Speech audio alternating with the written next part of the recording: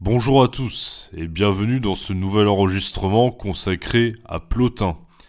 J'ai mis un certain temps avant d'en venir à Plotin car c'est un philosophe réputé pour sa difficulté, à juste titre, et il se trouve que l'on m'a souvent réclamé un enregistrement sur sa pensée. Je voulais donc être sûr d'avoir suffisamment compris sa pensée pour ne pas dire de bêtises et pour vous la présenter de manière aussi fidèle que possible. Toutefois, attention, malgré mes efforts, pour rester clair, je ne pourrais pas être d'une totale limpidité du début à la fin, pour la simple et bonne raison que Plotin lui-même était assez obscur. La raison de cette obscurité, ou de la difficulté qu'il peut y avoir à bien cerner Plotin est simple. Toute sa philosophie est une métaphysique abstraite, se situant dans le prolongement direct du Parménide de Platon que nous avons étudié récemment sur cette chaîne. Donc, si vous êtes allergique à la métaphysique, et si pour vous, dès que c'est un peu abstrait, vous décrochez, bon bah c'est pas la peine, hein, au revoir. Mais bon, sinon, je vous encourage à vous accrocher, parce que c'est un monument, hein, c'est très intéressant quand on a réussi à s'initier à sa pensée de façon progressive. Donc, il faut savoir que d'une part, pour comprendre où Plotin va en venir, et quel est son point de départ, il est nécessaire de connaître au moins assez bien Platon et la plupart des philosophes de l'Antiquité. D'autre part, l'objet même de sa philosophie, ou le principe fondamental sur lequel celle-ci repose, est ineffable. Il s'agit de ce qu'il nomme l'un, l'un avec un grand U, hein, comme ce qui est un. Pour vous expliquer ce qu'est l'un chez Plotin, je vais devoir appeler les acquis de la métaphysique platonicienne dans le célèbre dialogue Parménide, et je développerai ces trois grands concepts fondamentaux qui permettent de clarifier la pensée de Plotin, qu'on nomme aussi les trois hypostases, à savoir l'âme universelle, l'intellect et l'un. Donc voilà, ça c'est vraiment les trois notions qu'il faut bien connaître et maîtriser si on veut comprendre quelque chose à Plotin. Donc pour présenter rapidement Plotin, Plotin est le principal représentant du néoplatonisme. Il est né et a vécu au IIIe siècle de notre ère, à l'époque de l'Empire romain, et on peut le considérer comme un auteur de l'Antiquité tardive. Sa place dans l'histoire de la philosophie est importante puisqu'il est le chaînon manquant en termes de filiation, on pourrait dire, entre d'un côté Platon et les platoniciens, et de l'autre, les débuts de la pensée chrétienne, représentés par saint Augustin. On retrouvera chez saint Augustin d'ailleurs cette idée d'un Dieu qui se trouve en soi-même, dans sa propre intériorité, une fois détaché de la multitude des choses matérielles et extérieures à sa propre conscience. Il s'agit de se détourner de ce qui est fuyant, passager, et qui trouble notre âme pour revenir vers le Créateur originel qui nous a laissé la possibilité de retendre de nouveau vers lui en nous-mêmes. Bon, on va voir que Plotin dit à peu près la même chose, mais avec un vocabulaire différent. Donc j'ai abordé ce point, d'ailleurs, hein, dont je viens de parler chez Augustin il y a longtemps, pour plus de précision. Donc vous pouvez aller voir dans mes enregistrements sur la conscience pour des détails sur ce point. Mais en tout cas, on voit bien que Plotin aspire dans sa propre pensée un retour justement vers un principe transcendant lui aussi et qui est supérieur à notre réalité matérielle en nous-mêmes. Et justement, on peut considérer que ce que Plotin rajoute par rapport notamment à Platon, hein, c'est une forme de mysticisme qui est précurseur de grandes choses pour notre métaphysique occidentale. Ce qui est intéressant, c'est que chez Platon, justement, c'est par la dialectique qu'on s'élève vers l'intelligible, hein. C'est par justement la confrontation des idées entre elles, par une forme de logique, alors que chez Plotin, justement, il y a quelque chose qui est beaucoup plus intime et qui tient beaucoup plus finalement de la pratique spirituelle. Donc ça, c'est vraiment une avancée, en tout cas un apport de Plotin par rapport à Platon. Mais l'essentiel, en tout cas, de ce que l'on sait sur Plotin nous provient de Porphyre, hein, son disciple, qui est responsable de la publication de son œuvre unique et majeure, qui va donc nous intéresser, à savoir les Énéades. Je m'appuierai ici sur des extraits choisis des Énéades, J'en ai sélectionné quelques-uns, et notamment des extraits qui viennent des 3 dernières, qui sont consacrées aux 3 notions centrales de la pensée plotinienne: l'âme dans la 4e, l'intellect dans la 5e, et l'un dans la 6e et dernière Énéade. Mon objectif ici sera double. D'une part, vous familiariser un peu avec la métaphysique plotinienne. D'autre part, vous montrer les implications de celle-ci dans notre rapport à l'image, mais également dans ses conséquences au niveau éthique dans notre mode de vie. Et on terminera d'ailleurs sur ce point. Et on verra aussi, juste avant, comme je vous l'ai annoncé, qu'il y a toute une réflexion chez Plotin sur l'image, qui peut être perçue de différentes façons, et qui est assez ambivalente. Donc tout d'abord, pour que ça soit bien clair pour tout le monde, rappelons que Plotin est le représentant par excellence du néoplatonisme. Cela signifie que son approche est une mise à jour et un prolongement de la métaphysique de Platon sur de nombreux points. Je rappelle qu'à l'issue de son ouvrage Parménide, le Platon de la maturité avait développé l'idée d'une unité pure et parfaite qui serait l'un, et qui, puisque justement elle serait une, permettrait d'unifier les formes intelligibles de manière à ce qu'elles ne se mélangent pas les unes avec les autres.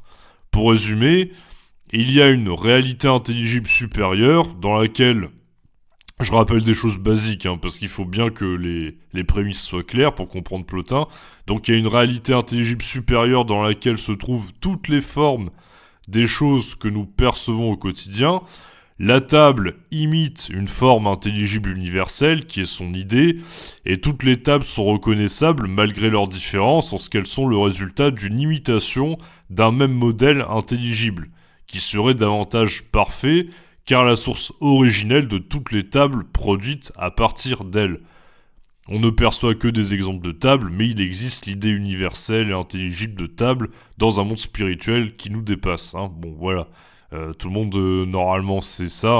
C'est vraiment le b.a.-ba de la métaphysique, en tout cas chez Platon. Bon, mais comment expliquer que nos formes de table, d'arbre ou de cheval, par exemple, soient distinctes et ne se mélangent pas ?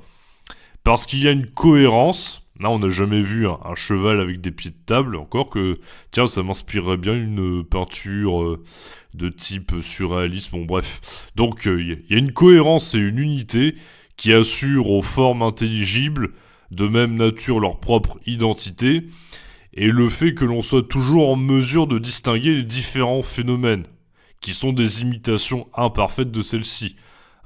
C'est pour ça qu'on n'a jamais vu par exemple un éléphant sur des échasses, à part dans les tableaux de Dali. Vous pouvez vérifier si vous ne me croyez pas. C'est parce que précisément c'est pas fait pour aller ensemble, et donc chaque idée comprend l'ensemble des propriétés qui vont caractériser les exemples phénoménals qui vont exister dans le monde, que l'on va percevoir. Donc cette cohérence, cette unité des formes intelligibles, qui fait que chaque chose a son identité qui lui est propre en étant relatif à une idée universelle, vient de l'un, principe ultime assurant à la réalité intelligible et par extension physique et matérielle sa cohérence et son harmonie. Les choses changent, elles sont prises dans un devenir permanent, elles peuvent être altérées, mais tout demeure cohérent malgré tout. Or, un tel principe d'unité absolue ne peut pas se situer dans la matière, où tout est multiple et changeant, car il serait immédiatement corrompu et ne serait pas. Ça c'est justement une des tensions qu'on retrouve dans le fameux Parménide de Platon. Si l'un est, il n'est pas, c'est embêtant. Donc c'est de l'extérieur ou à partir d'un degré de réalité bien plus élevé que celui de la matière qui nous apparaît que doit se situer cette unité parfaite qui assure son harmonie et sa cohérence au cosmos. Plotin ne dira pas autre chose à ce niveau-là. Il va en revanche développer au maximum cette intuition de Platon et développer une vision du monde qui lui est propre à partir d'un héritage platonicien accouchant par la suite d'une forme de mysticisme. Et c'est là qu'on en arrive au point qui rend Plotin difficile d'accès. Tout d'abord, vous l'aurez compris, il faut avoir la fibre métaphysique. Si ce que j'ai rappelé sur le Parménide de Platon vous a paru assommant ou abstrait, vous n'êtes pas prêt pour Plotin, car sa pensée vise à mettre des mots sur ce qui ne peut être dit et qui échappe même à toute vérité de notre propre point de vue humain. En effet, il serait tentant d'assimiler l'un comme principe absolu et supérieur à notre réalité physique, à Dieu, et les chrétiens monothéistes qui prendront connaissance de Plotin seront tentés de le faire. Mais l'un plotinien n'est pas Dieu au sens chrétien, du fait que l'on ne sache pas ce qu'il est, tant il échappe à toute connaissance, du fait de son caractère absolu. Tout au plus peut-on essayer de s'en rapprocher légèrement dans l'introspection, mais on verra ça plus tard. Il n'y a pas d'intention créatrice à l'œuvre derrière l'un, et cette notion ne peut être assimilée à une projection anthropomorphique. On va voir que c'est beaucoup plus intelligent et subtil que il existe un être doté d'une intention qui a créé le monde, qui l'a mis en forme, un démiurge. C'est autrement plus compliqué à penser, parce que là encore on fait appel à des repères qui sont finalement assez humains. Donc simplement, le monde dans lequel nous vivons reçoit son unité de façon affaiblie et très superficielle, parce que Plotin nomme la procession de l'un. Donc la procession, c'est une notion qu'il va falloir qu'on développe, qui est très importante. La philosophie de Plotin est fondée sur une opposition entre le multiple et le changeant d'un côté, l'unité et l'immuable de l'autre.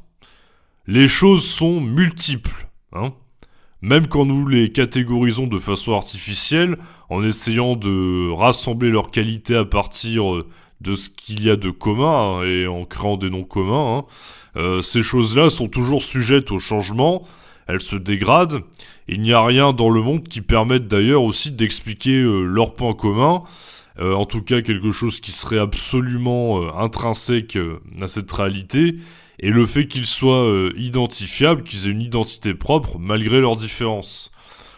Par exemple, si on prend deux individus très différents, de taille, d'âge et de poids très éloignés, on constate bien qu'il y a de grandes différences, et pourtant, quelque chose de commun rend possible leur identification à l'idée d'humanité. Deux hommes même extrêmement différents, on peut s'entendre sur le fait que ce sont des hommes. Donc toute chose a un rapport avec une unité transcendante, c'est ce que dirait Plotin pour l'expliquer, qui repose dans un principe supérieur, ainsi que Plotin le formalise clairement dans l'extrait suivant du 9e traité de la 6e Énéade. Je cite « Il n'y a pas d'armée si elle n'est pas une, pas de cœur ou de troupeau s'ils ne sont pas un, mais pas non plus de maison ou de navire s'ils n'ont pas l'unité, parce que la maison est une et le navire un. Et s'ils perdaient l'unité, la maison ne serait plus une maison, ni le navire un. Et s'ils perdaient l'unité, la maison ne serait plus une maison, ni le navire un navire. Et il en va de même encore pour les corps des plantes et des animaux, étant donné que chacun d'entre eux est un. S'ils fuient l'unité, en se fragmentant dans une multiplicité, ils perdent la réalité qui était la leur. » Fin de citation. Donc, on comprend bien dans l'extrait que j'ai cité qu'il y a un rapport entre l'identité d'une chose et le fait que cette chose-là, peu importe, qu'il s'agisse d'un cœur, qu'il s'agisse d'une maison, d'un navire, que cette chose-là soit composée de parties qui forment un tout. Mais justement, cet assemblage de parties qui forment un tout, c'est une unité. Et ce principe même d'unité, c'est quelque chose qui est à la base de toute identité et qui nous dépasse. Donc cela signifie justement que si on enlève certaines parties d'un navire, vous voyez, c'est plus un navire, il perd son identité de navire. Ça signifie que tout corps, quel qu'il soit, possède une unité, mais celle-ci ne lui est pas intrinsèque. Elle est rompue si le corps se détériore et se fragmente, lors de la destruction ou de la décomposition. Le corps perdant son lien avec la forme intelligible supérieure qui l'imitait jusque-là. Toutes les unités, comme forme intelligible, sont pensées en rapport avec la seule véritable unité qui est l'un. L'intellect, notion essentielle, je le rappelle, se présente aussi comme une unité, du fait qu'il contienne toute chose, il contient la totalité des formes de manière cohérente, toute unité aspire à l'unité parfaite de l'un. Autrement dit, les différences présente d'un homme à l'autre, d'une femme à l'autre, d'une femme à un homme ou d'un animal à un autre animal, même y compris au sein de la même espèce, ne nuisent pas à leur identité, ni au fait qu'ils soient reconnaissables en tant qu'homme, animal ou autre. Simplement, leur identité est indissociable du fait que ces éléments-là aient une forme universelle en commune dont ils sont l'imitation. Hein. En effet, chaque chose imite une idée parfaite d'un intellect appartenant à un niveau de réalité supérieur et intelligible, et cette idée est déjà une unité qui comprend toutes les caractéristiques des choses qui en dérivent. L'un rend possible l'union des êtres malgré leur diversité, car c'est de lui que dérive l'intellect, avec un grand I, contenant les formes qui donneront lieu ensuite aux phénomènes matériels. Il est responsable de l'harmonie du cosmos et de celle du monde dans lequel nous vivons. Nous vivons dans un monde où tout est multiple, mais il s'agit d'une multiplicité ordonnée où chaque chose est à sa place et ne se confond pas dans son identité avec une chose en rapport avec une forme intelligible différente, comme j'ai dit tout à l'heure. Je peux imaginer un centaure, par exemple, un buste d'homme avec un corps de cheval, mais ça ne sera que le produit de représentations fictives combinant des éléments de mon expérience. Ça n'aura rien à voir avec une forme intelligible qui y correspondrait.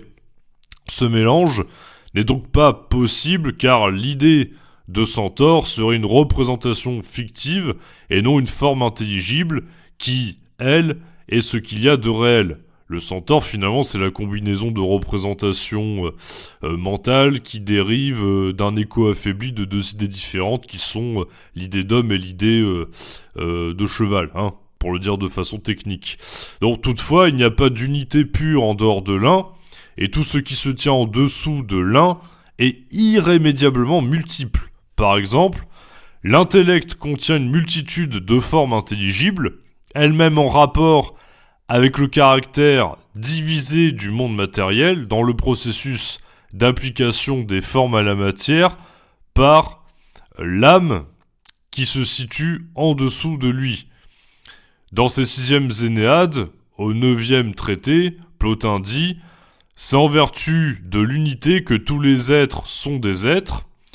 L'unité d'une chose qui nous apparaît ne partage avec l'unité originelle de l'un qu'une vague ressemblance. L'un est une unité parfaite, là où l'unité constatée de quelque chose se situant en deçà de l'un est toujours une unité d'une multiplicité.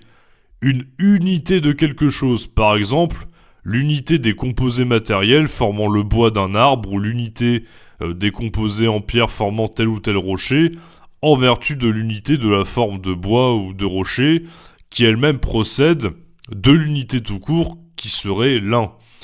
L'un est une pure unité, on pourrait la comparer avec une unité mathématique parfaite, mais cette comparaison ne veut pas dire que l'un est un concept mathématique, seulement un élément indivisible, rendant compte de l'unification de ce qui demeure multiple. Reste que si l'un est si parfait et si absolument éloigné de la multiplicité des choses sensibles du monde matériel, on voit mal comment il fait pour lui conférer sa cohérence. Mais pour le comprendre, il faut comprendre qu'il y a l'âme et l'intellect qui servent d'intermédiaire avant d'en arriver à l'un, précisément. Et c'est justement l'âme qui a le statut d'intermédiaire, plus précisément comme on va le voir, l'âme avec un grand A, qui dans la métaphysique de Plotin est l'âme universelle. Donc Plotin parle de procession pour nommer la descente de l'un vers le sensible. On part de ce qu'il y a de plus élevé, on va arriver petit à petit à ce qu'il y a de plus bas, c'est-à-dire la matière. Donc les idées et les choses étant dérivées de l'un, il faut donc comprendre que l'on a l'un qui demeure l'unité parfaite et absolue ne comprenant aucune partie. Il n'est pas divisible. À partir de cette unité, nous avons l'intellect avec un grand I, qui pour résumer procède de l'un, et en demeure une version davantage affaiblie en termes d'unité, puisqu'il comprend une multitude de formes. L'intellect contient toutes les formes intelligibles, dont les choses sensibles seront des images particulières. On passe donc de l'un comme unité parfaite aux multiples formes intelligibles qui sont tout de même des unités en tant que telles. Un phénomène matériel se situant en deçà de l'intelligible pourrait être considéré en ce sens comme un miroir déformant d'une réalité intelligible supérieure. La rivière, même belle, sera toujours une forme d'image, rendant présentable au sens une pâle imitation d'une réalité intelligible plus élevée que la partie supérieure de notre âme peut saisir par intuition immédiate. C'est elle qui justement va s'élever aux formes intelligibles. L'âme universelle, ou âme du monde, procède quant à elle de cet intellect et va, à partir de ces formes pures, développer une multitude de choses matérielles et leur donner une unité, notre âme individuelle qui est une version singulière de cette âme universelle qui nous comprend tous en elle et donnera son unité et son identité à notre corps ainsi que la vie qui l'animera. Je résume parce que je sais que c'est technique et abstrait, mais ça reste une question de vocabulaire à maîtriser. Il y a donc bien 3 réalités fondamentales au-delà de la multiplicité des choses sensibles, l'âme, l'intellect et l'un, le seul à ne pas être sujet à la multiplicité. L'intellect procède de l'un, il contient l'ensemble des formes intelligibles, autrement dit des êtres. Il est donc celui qui permet de penser l'unité de la diversité et l'identité des choses entre elles, en contenant les formes, par exemple l'unité de la chair et des os donnant lieu à un cheval ou un homme, est permise par sa forme intelligible qui correspond dans cet intellect, que l'on pourrait tenter de comparer à une immense base de données contenant tous les êtres, c'est comme une immense base de données, l'intellect, voilà. Mais cette unité de la multiplicité est permise par l'un, car les formes ne peuvent unir les propriétés diverses des choses qu'en tant qu'elles reçoivent cette propriété de l'un comme unité parfaite. L'intellect n'est donc pas le principe ultime, il est davantage le réceptacle des différentes formes existantes. Le principe ultime doit être un et indivisible, c'est donc l'un. L'intellect n'entretient aucun rapport avec la matière, c'est l'âme universelle ou âme du monde, puis particulière celle des individus, qui sert de médiation entre l'intellect d'un côté et la matière de l'autre. Donc l'âme, chez Plotin, c'est vraiment l'âme universelle, c'est vraiment le principe médiateur qui fonctionne aussi à l'échelle individuelle, puisque à notre échelle on peut s'élever de nouveau justement vers l'intelligible. En précisant que Plotin parle d'âme hypostase, parce qu'on sait jamais, des fois quelqu'un me fasse la remarque, l'âme hypostase pour désigner l'âme qui met en forme les éléments matériels à partir des formes intelligibles, c'est ce qui fait que la matière, qui n'est presque rien, en fait se développe et va avoir certaines formes et va contenir une multiplicité de choses diverses qui sont des échos affaiblis des formes intelligibles. Donc c'est l'âme qui fait ça, voilà. Elle est à la frontière entre intelligible et sensible, ce qui explique qu'elle puisse exercer son influence sur la matière. Mais il parle aussi d'âme du monde, qui est un héritage du Timée de Platon, c'est une notion qu'on retrouvait déjà chez Platon, pour désigner l'âme dans son processus d'unification dynamique de la réalité en un cosmos harmonieux auquel elle insuffle la vie.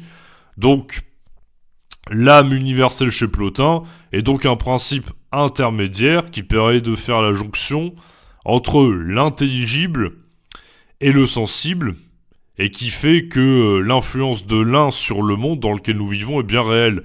Il résout ainsi une des difficultés posées par le Parménide de Platon, qui était celui de la séparation nette entre sensible et intelligible, empêchant la participation et faisant même de l'un quelque chose d'incertain. L'âme n'est pas totalement prise dans la matière, elle a donc la possibilité de s'élever aux formes intelligibles de l'intellect. Elle a une partie inférieure, puisque j'ai dit tout à l'heure qu'elle avait une partie supérieure, donc elle en a une qui est inférieure, qui est tournée vers les choses sensibles. Elle demeure affectée par les données sensorielles issues de notre perception. Et puis d'ailleurs, l'âme va organiser justement les perceptions, elle va mettre en ordre la connaissance. Donc je rappelle également que notre âme est le principe d'organisation de la matière de notre corps, elle lui confère son unité, d'où la décomposition du corps mort qui n'a plus de vie et qui est donc sans âme, sans principe d'unité. Notre âme individuelle elle-même est au contact des formes intelligibles, puisqu'elle est de même nature que l'âme universelle dont elle procède, qui elle-même procède de l'intellect.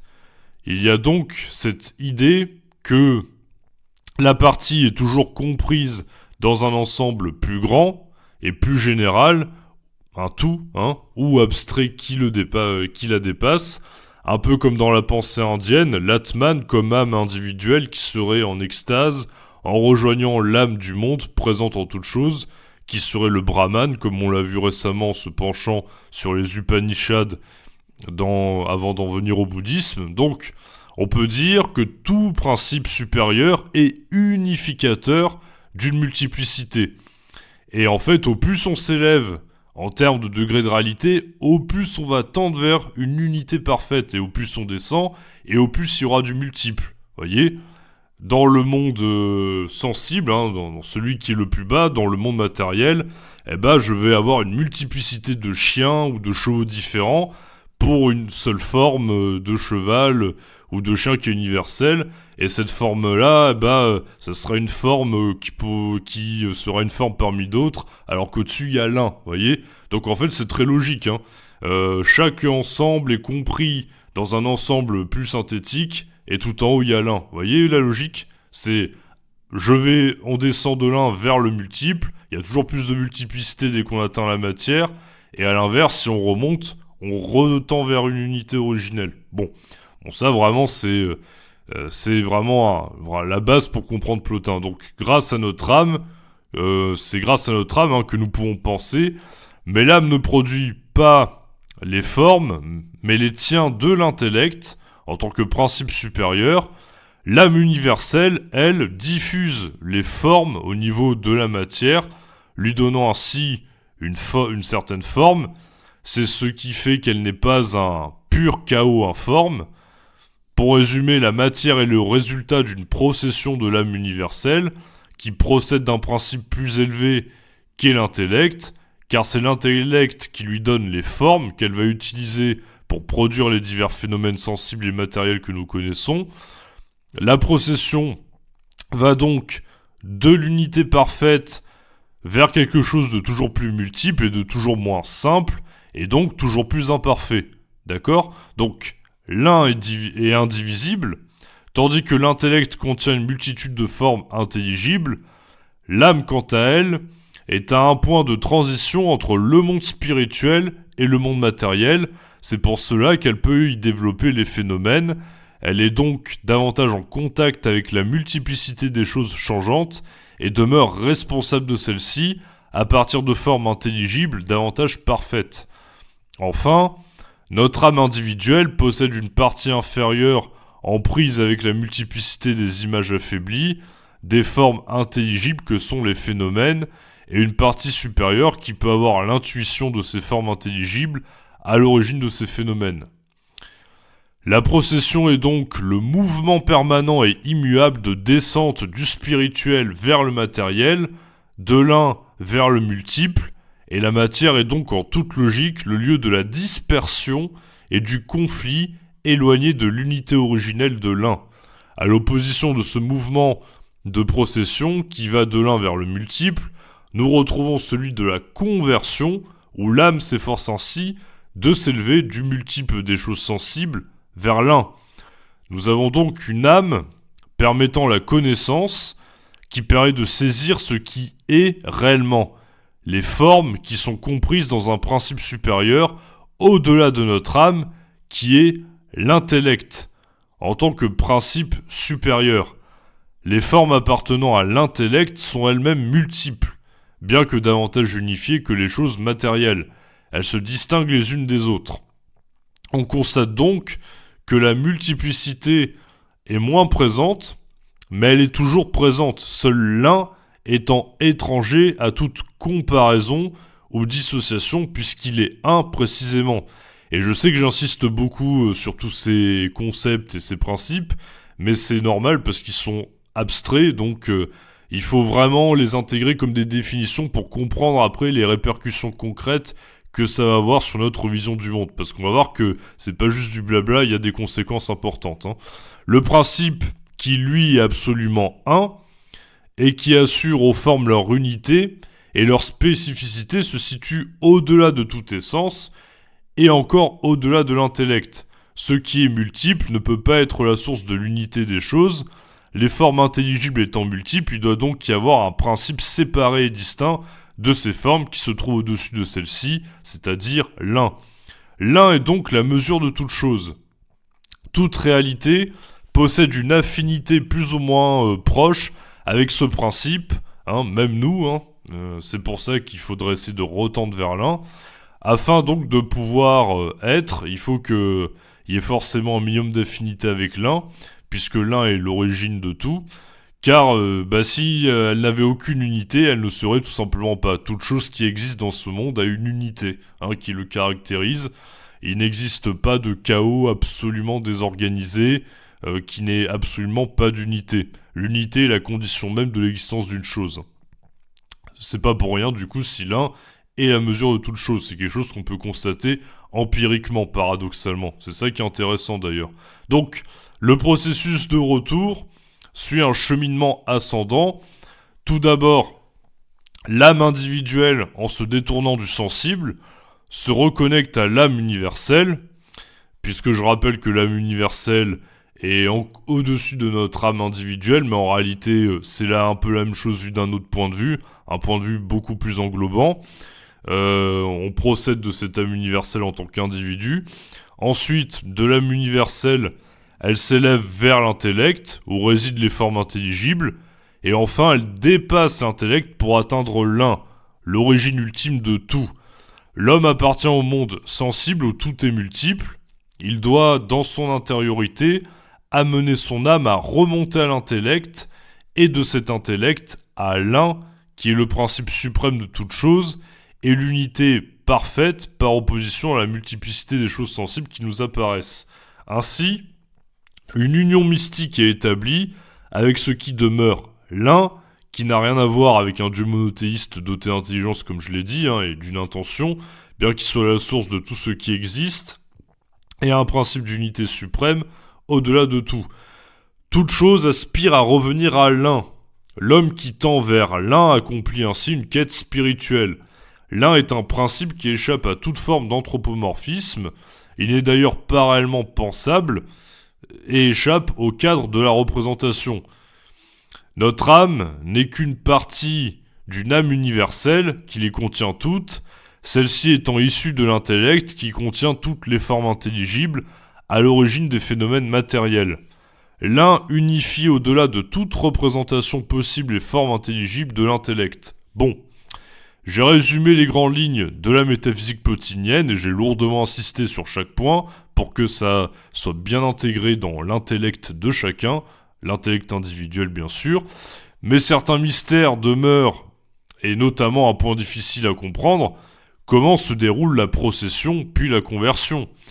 On a compris que la procession c'est un mouvement descendant, la conversion un mouvement ascendant, mais concrètement, ça signifie quoi? Comment ça se passe? Alors, précisément, comment passe-t-on d'une unité pure, totalement atemporelle, dont émane l'univers et la multiplicité des êtres qui s'y trouvent, à cette multitude?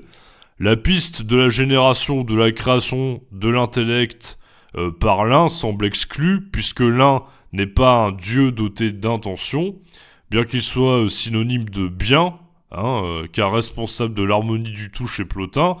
En effet, toute création fait intervenir une action temporelle de mise en forme, et cette action a lieu à l'aide d'un but. Je vais transformer une matière pour créer quelque chose, vous voyez? Ce qui ressemble non seulement à une temporalisation du cosmos, qui aurait donc un début bien précis, ce qui n'est pas le cas. Il y a quelque chose d'éternel, justement, dans le monde, mais aussi à une personnification de l'un qui deviendrait alors identique au Dieu chrétien. Pour résoudre cette difficulté, Plotin parle donc davantage d'émanation que de création, qui fera intervenir une action déterminée à cet instant donné, et c'est là que ça devient assez subtil. Autrement dit, l'un n'a pas décidé quoi que ce soit, et encore moins de façon soudaine. Il est et a toujours été, et de lui émane la multiplicité de ce qui est, et qui compose le cosmos, en imitant imparfaitement l'unité parfaite qu'il est. Pour illustrer ce point, Plotin va recourir à une image éclairante, sans mauvais jeu de mots, puisqu'il s'agit de l'image d'un rayonnement lumineux, et cela va nous permettre de comprendre le rôle important que jouent les images dans sa pensée. Reconduire la pensée, en prise avec les phénomènes matériels, vers une idée abstraite, insaisissable par la simple sensation. On reviendra ensuite sur cette ambivalence de l'image chez Plotin, selon qu'on la considère sous l'angle de l'imitation imparfaite d'une réalité supérieure, en tant que phénomène matériel, ou comme archétype dont la fonction demeure pédagogique et évocatrice d'idées abstraites qui justement se situeraient dans cette réalité supérieure. On voici donc un bel extrait tiré du 10e traité de la 5e Énéade, consacré à l'un immobile, générant l'intellect qui génère l'âme. Je cite. Éloignons de notre esprit l'idée d'une génération opérée dans le temps. Il s'agit ici de choses éternelles. En leur appliquant le terme de génération, nous voulons seulement établir entre elles un rapport d'ordre et de causalité. Ce qui est engendré par l'un doit être engendré par lui sans que l'un soit mu. S'il était mu, ce qui est engendré par lui tiendrait par suite de ce mouvement. Le troisième rang au lieu du second serait l'âme au lieu d'être l'intelligence. Donc, puisque l'un est immobile, c'est sans consentement, sans volonté, sans aucune espèce de mouvement qu'il produit l'hypostase qui tient le second rang. Comment donc faut-il concevoir la génération de l'intelligence par cette cause immobile ? C'est le rayonnement d'une lumière qui s'en échappe sans troubler sa quiétude, semblable à la splendeur qui émane perpétuellement du soleil sans qu'il sorte de son repos et qui l'environne sans le quitter. Ainsi, toutes les choses, tant qu'elles persévèrent dans l'être, tirent nécessairement de leur propre essence et produisent au dehors une certaine nature qui dépend de leur puissance et qui est l'image de l'archétype dont elle provient. Ainsi, le feu répand la chaleur hors de lui, la neige répand le froid, les parfums donnent un exemple frappant de ce fait. Tant qu'ils durent, ils émettent des exhalaisons auxquelles participe tout ce qui les entoure. Tout ce qui est arrivé à son point de perfection engendre quelque chose. Ce qui est éternellement parfait engendre éternellement, et ce qui l'engendre est éternel, mais inférieur au principe générateur. Fin de citation. Comme le dit ici Plotin, il s'agit d'éloigner tout ce qui relève de la temporalité. Parler de génération faisant intervenir la succession à travers le temps, il s'agit simplement d'insister ici sur un ordre ontologique, c'est-à-dire au niveau de l'être, de ce qu'il y a de plus, on pourrait dire, de plus réel, ou en tout cas de plus primordial, plutôt que chronologique. Pour le dire simplement, l'un a plus de réalité, il a plus d'être, puisqu'il est primordial, il est à l'origine de tout, et il ne se meut pas puisqu'il a toujours été. Donc ça serait un paradoxe que l'un soit doté d'un mouvement, le mouvement ayant lieu à travers le temps. Donc il ne se meut pas, il a toujours été et demeure éternel. Donc il est étranger au mouvement qui permet la création et la matérialisation de quelque chose. Il serait plus exact de l'assimiler à un rayonnement comparable à celui du soleil. Pourquoi Plotin utilise l'image d'un rayonnement solaire ? Ça permet justement d'illustrer l'émanation. Tout d'abord parce qu'en platonicien, il a peut-être en tête l'analogie célèbre de Platon, qui assimile l'idée du bien au soleil dans la République, mais aussi et surtout parce que la lumière qui émane d'un astre ou d'une source lumineuse peut s'étendre sans faire perdre en intensité la source dont elle est à l'origine. C'est pas parce qu'on reçoit la lumière du soleil que le soleil s'arrête bien évidemment de fonctionner ou de briller, heureusement. La lumière a beau s'éloigner de sa source, elle ne s'affaiblit pas. Pour autant, le soleil continue à briller, tandis que sa lumière continue de se déployer de façon continuelle, sans commencement ni fin au processus. En tout cas, il faudrait imaginer, dans ce cas, que l'un serait un astre éternel, dont la lumière est indissociable de cet astre. Oui, je sais que le soleil un jour n'existera plus, hein, mais bon, vous avez compris l'idée. Et justement, il faut imaginer un astre dont l'influence se ferait de manière continuelle, sans que cela ait un jour commencé, ou sans que cela doive cesser. Donc en fait, l'un est comparable à un soleil éternel, à un astre dont la lumière n'aurait jamais été enclenchée, n'aurait jamais commencé, et diffuserait en permanence, de manière éloignée, ce qui procède d'elle, hein. L'intellect, l'âme, puis le monde dans lequel on vit. Bon, ainsi, par analogie, cette image éclaire le fait que l'un, de façon descendante, dans un flux continu, c'est à ça que renvoient des lumières, hein, c'est par le biais d'un flux continu que justement l'un est dans un mouvement, pas un mouvement, pardon, est dans une perspective descendante, hein, comparable à une lumière qui va donner l'intellect, détenant les formes que l'âme du monde utilise pour faire dériver la réalité matérielle dans laquelle nous vivons. Plotin considère donc que toute chose est l'image d'une dérivation d'un archétype originel. Pour qu'il y ait image, il faut qu'il y ait source dont s'inspire l'image, image reproduite de façon déformée comparée à cet archétype qui se veut plus général et englobant. Or, l'un est justement la seule chose qui n'est l'image de rien. Par conséquent, pas sûr que le terme d'archétype lui convienne, hein, car c'est de lui que tout dérive. Il serait le modèle originel, mais sans origine, car l'origine de tout. Chaque chose serait alors une image plus ou moins affaiblie de l'un, qui perd en unité et perfection ce qu'elle gagne en multiplicité et imperfection à mesure que progresse la procession. Hein, procession qu'il faut voir comme un flux continu, hein, comparable à une lumière. En ce sens, les images s'offrent à nous comme des objets privilégiés de pensée en ce que nous vivons dans un monde d'images. Et il faut imaginer que au bout de la lumière, ça serait du coup moins vif et moins éclatant que la source, hein. La source de la lumière sera forcément plus éclatante que ce qui est au bout. Donc la métaphore de Plotin marche bien.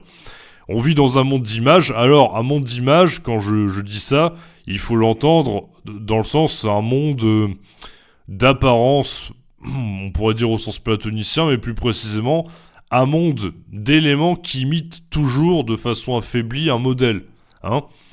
Celui des images, donc, qui est notre monde, le monde matériel. Le monde matériel est celui des images. Pourquoi ? Parce que ces images sont comme des échos affaiblis, de forme intelligible, qui sont elles-mêmes des échos affaiblis d'une unité parfaite et originelle, qu'elles ne font qu'imiter imparfaitement du fait de leur multiplicité. Ainsi, il est possible de voir dans la pensée de Plotin l'image comme affaiblissement ou écho déformé. Selon Plotin, l'image est toujours inférieure à ce dont elle est l'image, car elle reflète la réalité intelligible de manière affaiblie.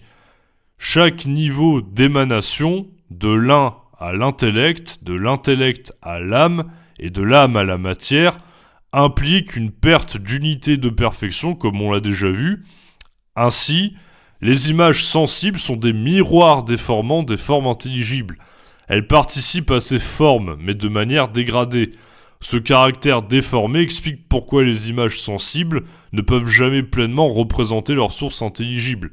Toutefois, si par image nous entendons cette fois-ci des représentations de l'imagination, évoquant des archétypes originaires échappant à toute représentation concrète tirée de l'observation, elles peuvent servir d'aide à l'élévation de la pensée. En ce sens, les images n'empêcheraient pas la pensée de se développer, mais elles stimuleraient au contraire le fameux mouvement ascendant que Plotin souhaite réaliser, qui est celui de la conversion. Conversion qui est donc, par opposition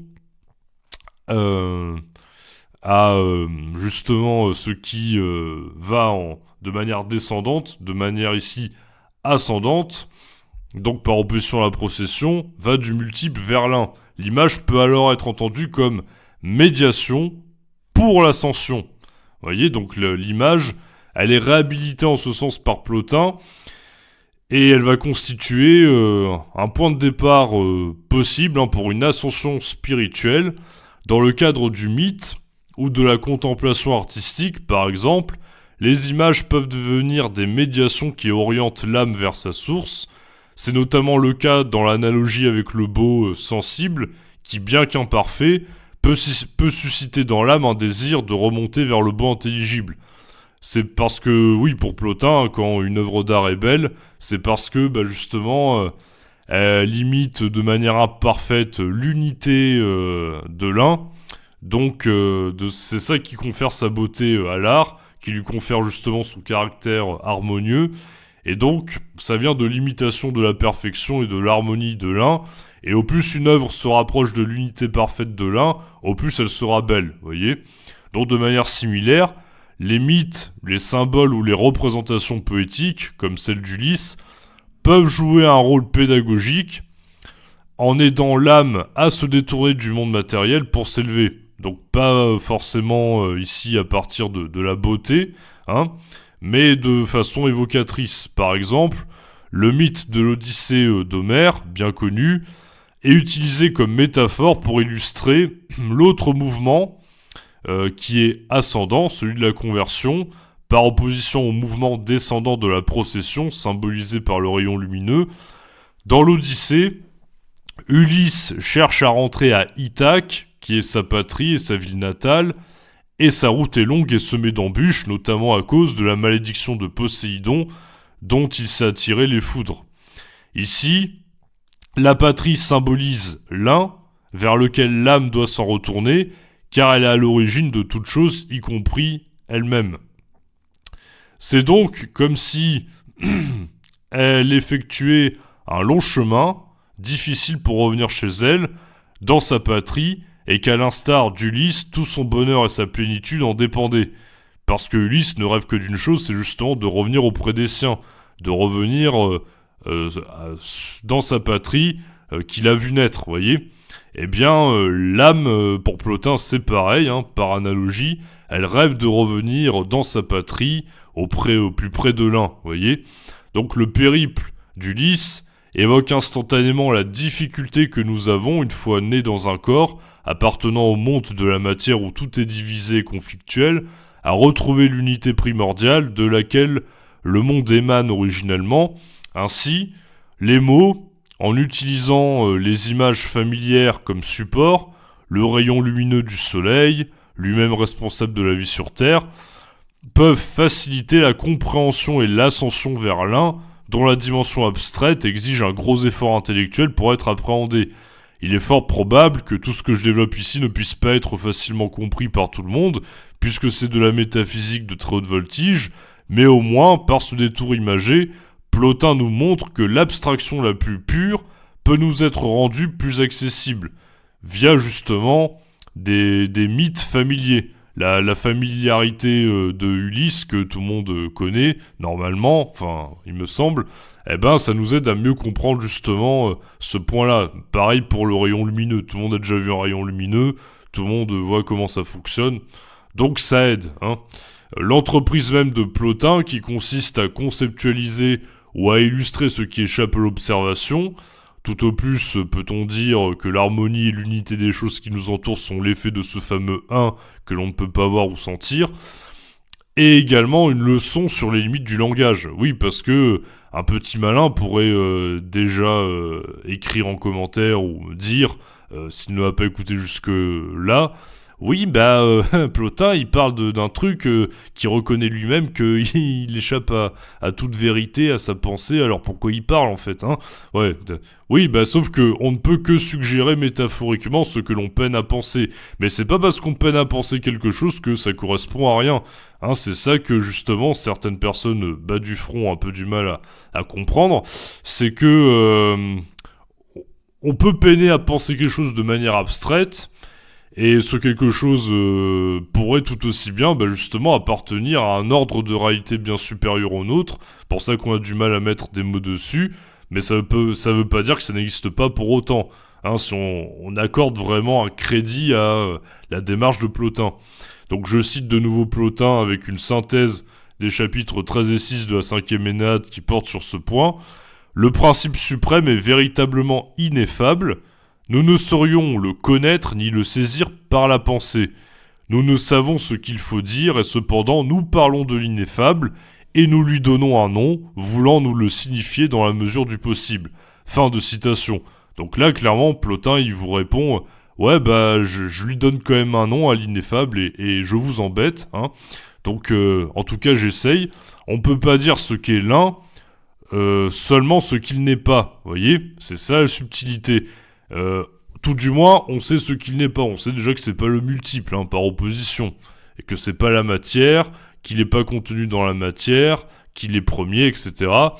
Et non pas secondaire, en tout cas que par opposition à quelque chose de secondaire, il serait premier. Donc Plotin est le précurseur à cet égard de la théologie négative, qui insistera davantage sur ce que Dieu n'est pas, plutôt que sur ce qu'il est du fait de notre méconnaissance de ce dernier.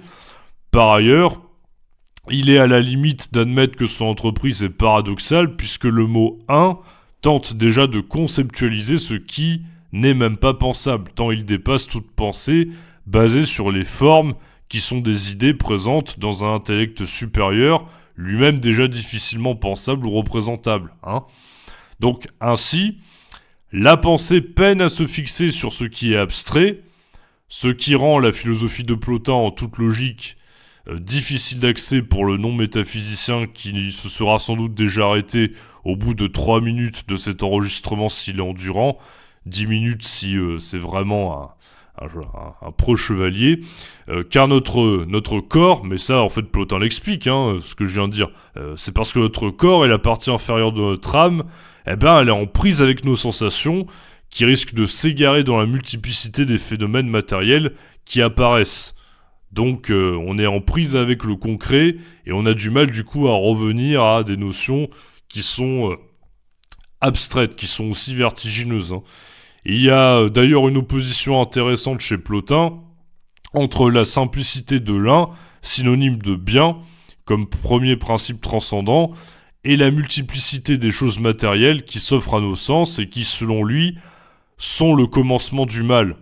La matière est le lieu du mal, ou en tout cas le lieu où commence le mal, car elle tente l'âme du sujet que nous sommes à nous perdre toujours plus dans la multiplicité des biens de ce monde. Le mal chez Plotin, c'est l'égarement dans le multiple au lieu de revenir vers l'un. Hein. Donc ça peut se caractériser concrètement, pour parler de façon non métaphysicienne, hein, par de la consommation accrue, hein, dans la multiplication des désirs de toutes sortes qui nous empêchent de connaître la paix intérieure de l'âme, facilitant le retour introspectif vers l'un en soi-même lors de l'ascension. Donc, de la conversion, et donc qui prend la forme d'une ascension. Donc, en ce sens, Plotin, d'après l'anecdote très connue, avait honte d'avoir un corps. Il paraît, hein, il avait honte de ça. Bon, bah, voilà, on a tous nos complexes. Bon, ce n'est pas qu'il haïssait la matière de façon viscérale, même si justement cette anecdote pour amener à le penser. On retrouvait déjà d'ailleurs chez Platon, et notamment dans le Phédon, cette espèce de méfiance à l'égard du corps qui empêche de penser justement adéquatement, puisque notre corps nous emprisonne. Donc, on aurait pu penser que Plotin haïssait du coup la matière de façon vraiment forte, ou qu'il se détestait lui-même, mais en fait, disons qu'il était conscient de son enveloppe corporelle, et il était conscient aussi que la multiplication des plaisirs sensoriels liés à la multitude des phénomènes matériels de ce monde, des plats en abondance, par exemple, hein, des femmes sublimes ou des produits luxueux, tout ce qui va nous tenter, tout ce qui va tenter justement la partie inférieure de notre âme qui est tournée vers la sensibilité, eh bien Plotin était conscient que tout ça c'était des obstacles à l'élévation de la pensée vers l'un, qui reste ce qu'il y a de plus important et de plus grand.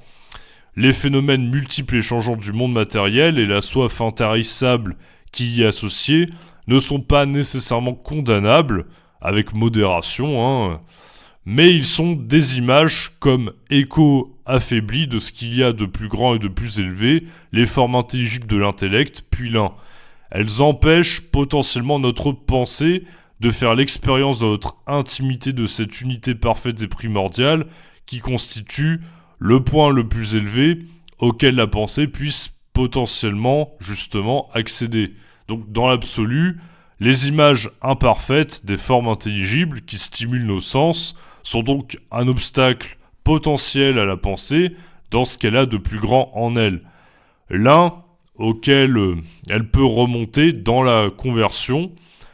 Plotin décrit le résultat de ce processus de conversion allant de la multitude des choses périssables de ce monde vers l'un originel et primordial, selon un cheminement ascendant, dans l'extrait suivant tiré du 8e traité de la 4e Énéade, je cite « Souvent, m'éveillant de mon corps à moi-même, devenu alors extérieur à tout le reste et intérieur à moi-même, contemplant alors une beauté merveilleuse, sûr alors d'appartenir au plus haut point au monde supérieur, ayant vécu la vie la plus noble, étant parvenu à cette activité suprême et m'étant établi au-dessus de toute autre réalité spirituelle, quand après ce repos dans le divin, je retombe de l'intellect au raisonnement, je me demande comment j'ai pu jamais, et cette fois encore descendre ainsi, comment mon âme a pu jamais venir à l'intérieur d'un corps, si déjà lorsqu'elle est dans un corps, elle est telle qu'elle m'est apparue. » Fin de citation.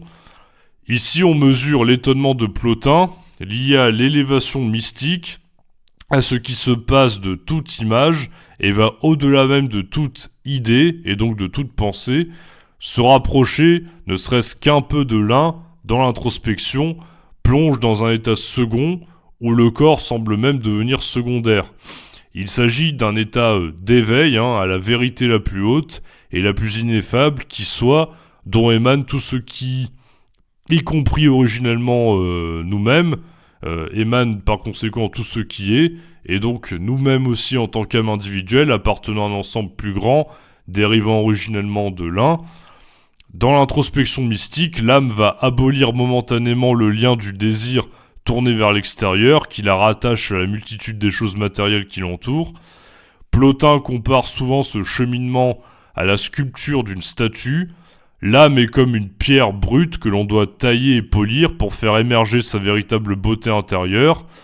Cette analogie montre bien que le retour vers l'un est un travail intérieur et actif qui exige une discipline spirituelle. La métaphore de la sculpture de l'âme qui apparaît dans l'extrait du 6e traité de la première Énéade, consacré à l'éthique plotinienne basée sur la purification de l'âme l'illustre bien. Il s'agit de débarrasser l'âme de tout ce qui la rend encore grossière et impure pour lui donner la forme la plus adéquate, la plus conforme à la pureté et à la simplicité de l'un, tout comme le sculpteur qui, en taillant la pierre, débarrasse celle-ci de ce qui n'a rien à y faire pour que celle-ci possède la forme harmonieuse souhaitée initialement. Je cite Plotin, « Retourne en toi-même et vois. Et si tu ne vois pas encore ta propre beauté, fais comme le fabricant qui doit rendre une statue belle. Il enlève ceci, efface cela, polit et nettoie jusqu'à ce qu'une belle apparence se dégage de la statue. De même, pour toi, enlève le superflu, redresse ce qui est tordu, et purifiant tout ce qui est ténébreux, travaille à être resplendissant. Ne cesse de sculpter ta propre statue jusqu'à ce que brille en toi la splendeur divine de la vertu et que tu vois la tempérance qui siège sur son auguste trône. Si tu es devenu cela et que tu te vois dans une telle disposition, alors tu es devenu pur et il n'y a plus aucun obstacle qui s'opposera à devenir ainsi un. Tu n'as plus dans ton rapport à toi-même un autre élément qui se mélange à toi, et tu seras devenu alors entièrement une unique et authentique lumière. » Fin de citation. Il s'agit donc de tendre vers la simplicité la plus absolue par la tempérance qui aide en cela afin justement de ne pas se laisser absorber et entraîner par la multitude des choses matérielles de ce monde qui nous éloigne de l'essentiel, c'est-à-dire de l'un. Et donc, ça nous permet par conséquent de se dissocier de ce qui empêche l'âme de tendre vers l'un.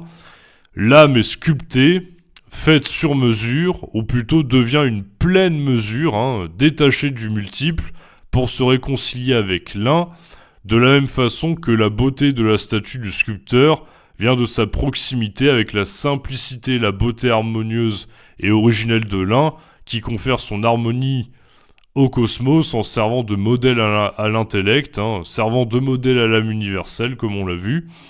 Donc l'âme doit donc se purifier des attachements au monde sensible, les désirs matériels, les plaisirs corporels, etc. Cela nécessite une discipline morale et spirituelle dans laquelle l'âme apprend à se détacher des illusions du sensible. Une fois purifiée, l'âme se tourne vers l'intellect et les réalités intelligibles. Cette contemplation dépasse les images et les représentations sensibles pour saisir directement les formes éternelles. La contemplation plotinienne n'est pas purement intellectuelle, elle engage l'être de l'individu tout entier dans une élévation vers ce qui lui est supérieur. Il s'agit de se défaire de la multiplicité dans laquelle nous sommes pris pour revenir vers une forme d'unité intelligible, puis vers une unité originelle qui a donné lieu à l'intelligible. Donc c'est évidemment vertigineux. L'ultime étape est l'union mystique avec l'un, une expérience au-delà de toute pensée, de tout langage. L'âme, en s'unissant à l'un, retrouve son origine transcendante et dépasse même l'intellect. De la multitude vers l'un, le sujet ne s'évanouit pas réellement, il n'est pas aboli dans une entité qui le dépasse, il redevient au contraire ce qu'il aurait toujours dû rester et qu'il aspire toujours à redevenir. 1. D'une certaine façon, nous pourrons donc dire que tout est un, car nous ne faisons originellement qu'un. Et la tâche de la plus haute philosophie mystique, qui est celle de Plotin, est de nous aider à y revenir. Je vous remercie pour votre attention, merci de m'avoir suivi jusqu'au bout dans ce cheminement exigeant, merci pour votre fidélité, et à une prochaine fois.